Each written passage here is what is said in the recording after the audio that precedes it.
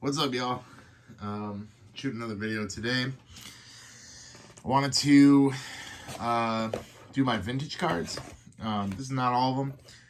My 59 binder will be shown to you when it is done, which will or will not be very soon, depending on what I decide to do about the Gibson. As you know, or maybe some of you don't know, the 1959 set has one major rookie card in it, and that's Bob Gibson. I would say, besides the Gibson, probably the second biggest rookie card is the Sparky Lyle.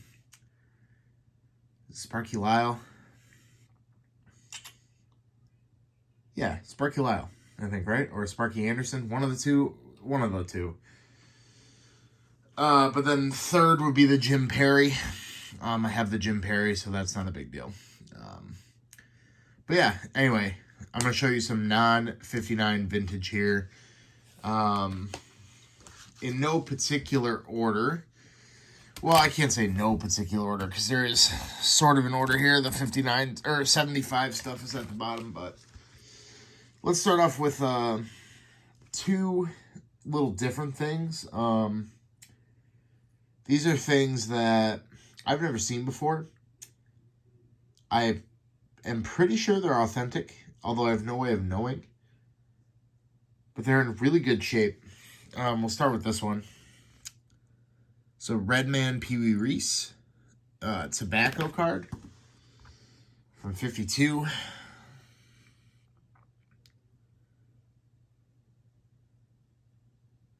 So that's cool. And then also a Larry Doby. So I think those are legit. I don't know if anybody knows anything about those.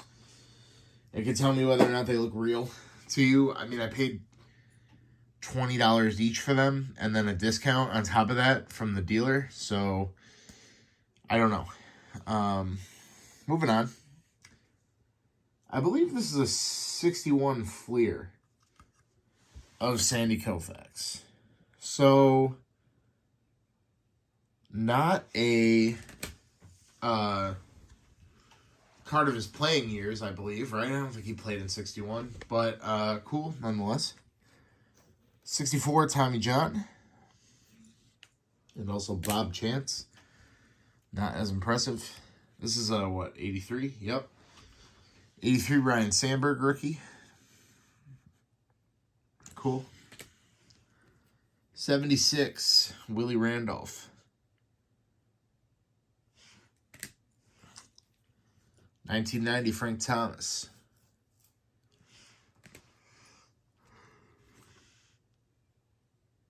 67, Dick Allen.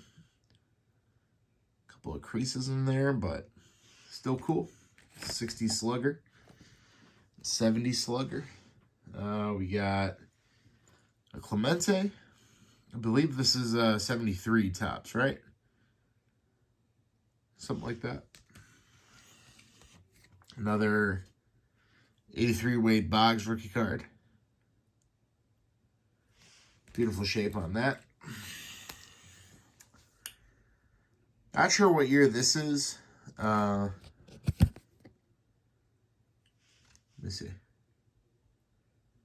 Oh yeah, it's tops. I'm not sure what year it is, but pretty cool. Orlando Cepeda. We got a what year is this? This is a Fleer too, right? Maybe. 1961. You got Drysdale, Koufax, and nobody else important, but pretty cool there. Two Dodgers Hall of Famers. We got a 71 Johnny Bench. Pretty nice. Cool looking card. We got a Tony Olivia, who is in the Twins Hall of Fame, but not the actual Hall of Fame. At least I don't think so. Maybe he got put in recently. Roger Maris, when he played with the Cardinals. 68 Maris. Some other Marises in here too. Spoiler alert. Got a bench here. This is 72 Johnny Bench. And then a horribly off-centered, but not creased, no paper loss, Roger Maris.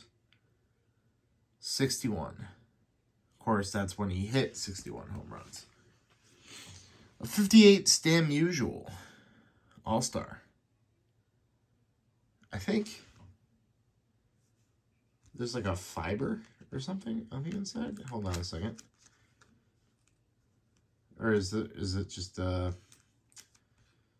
paper loss? It is paper loss. Or a scratch, a surface damage. I'm not sure how you would really explain what happened to this card, but once I get it back into the top loader here, I hate when people do. Hold on a minute. There we go. It always weirds me out when sellers put cards in penny sleeves in weird ways.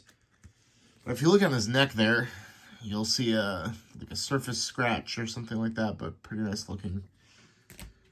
And then a 58 Maris. This is his rookie card. You know, not the cleanest picture in the world. Horribly off-center. Huge paper loss at the top there, but the back is clean. And for what I paid for it, it's a pretty nice card. 75 Clemente. This is his last card, I believe. Or 73, rather. Sorry, 73. His last card. This, I believe, is also a 58 of Ted Kluszewski and Ted Williams. Two Teds.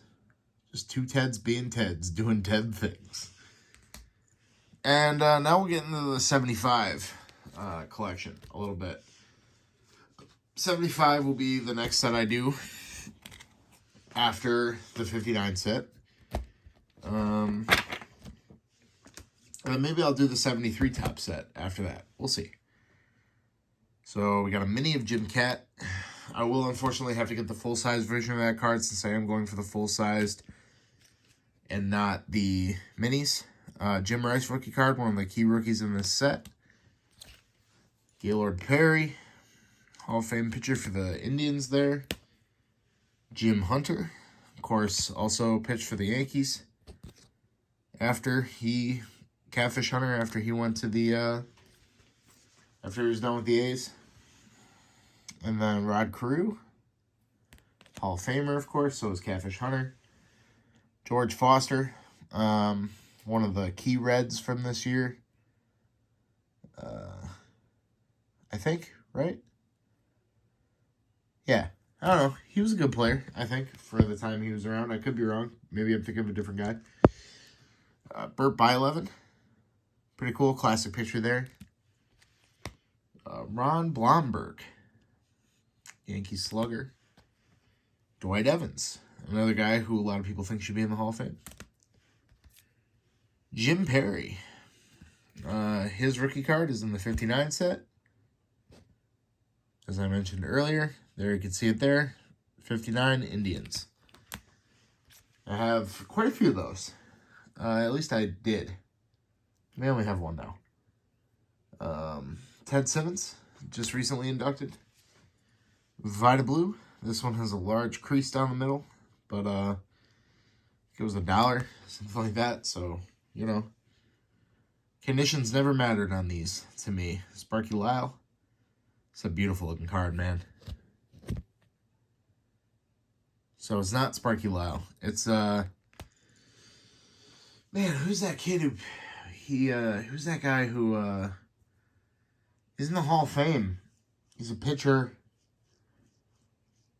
Is it Sparky Anderson? George Anderson? I don't know. He's a pitcher. He's in the Hall of Fame. He's in the 59 set with his rookie card.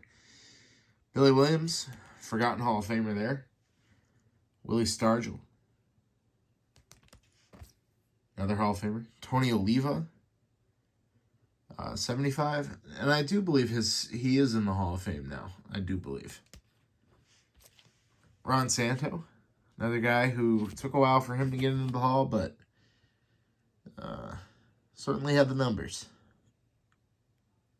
I mean, look at that. 342 home runs as a third baseman, second baseman, infielder. It's pretty impressive.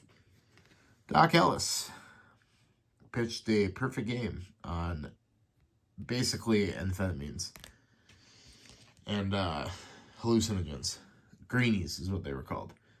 Jim Palmer for the Orioles, classic 70s. Right there. Joe Nikiro. Of course, earlier in the video, you saw his brother Phil sitting at the front. I do have two of those, so one of them will be on the move. Chris Chambliss. Tommy John. Steve Yeager. And we'll save this for a second. Oh, I do have two Joe Nikiros. So I guess we should evaluate which one is cleaner. It's this one, I think. Yeah, it's this one. So the other one will go to the side. Rick Ruckteschel. Ray Fosse. Dodgers Hall of Famer. Not in the actual Hall of Fame, but Team Hall of Fame. Don Sutton. Ed Kranepool. Dusty Baker. Probably will go in the Hall of Fame as a manager, I would guess. Louis Tiant. Hall of Famer, I think. Doyle Alexander. Not a Hall of Famer, but sounds like a Civil War general. Bobby Mercer. Of course, famously played for the Yankees for all those years. And I'm looking to pick up a Bobby Mercer Yankee. Probably like a 73 tops. Or a 72. One of the two. Coming up soon. Al Downing. Pretty... If I'm thinking about the right guy, like, he was a guy who, was pretty good back then. Greg Nettles. Not in the Hall of Fame, but one of the best Yankee third basemen. Mickey Rivers. Another Yankee legend. Charlie Hugh for the Dodgers. He had a long career, man. I believe Charlie Hugh was one of the guys, him and Oral Hershiser were in the, I think it was the Bigs 2, where you could play guys who were like, should be in the Hall of Fame, but weren't yet, or like about to be in the Hall of Fame. Like Fred McGriff was on the team, Gary Sheffield, like guys who like have Hall of Fame numbers but aren't in. I believe Charlie Hugh was on that team. Rick Monday, speaking of which, I think he was on that team. But like, let's look, right? Like, at least at this point in his career, he didn't deserve it, so. Of course, Rick Monday is famous for rescuing the American flag that was being burned in the outfield. Then we got a Phil Niekro here. This one needs a condition upgrade at some point, but, we're not there yet. And then finally, one of the two big rookie cards in this set. I paid $25 for this card. It's got some pretty significant damage. There's some surface wrinkles. There's a really bad corner in the bottom left. But the player on this card is visible. There's some paper loss, obviously, on the image, and then some chipping on the sides and soft corners all the way around. Like, it's not perfect. The back is way cleaner than the front. I'll show you both in a second here, but this is the Robin Yount. So there's that bottom left corner. You can see the chipping here, up here. There's the wrinkle. It doesn't show up very well on camera, but it's right there. And then, yeah, you see it right there by his elbow. Some more chipping, soft corners, but then look at this back. Like, yes, off-center. And, like, not even straight. Like, look at how the ink on that is. It's so much more recognizable when you look at the top left corner, how off-center that is. I wonder if this could get an OC grade. Look how slanted it is. I don't know. I mean, I don't really grade my cards, but I'd be curious to know if that would get an OC grade. So if you think that that would be graded OC or off-centered, let me know in the comments. And thank you for watching. This is what I have left of my essentially non-Yankees vintage collection. I sold most of the rest of my vintage collection, non-Yankee vintage collection, non-59 vintage collection. At the show I sold that, so yeah, I'll be back at another point with my Thurman Munson stuff. I might show off my Judge binder. We'll see. Adios.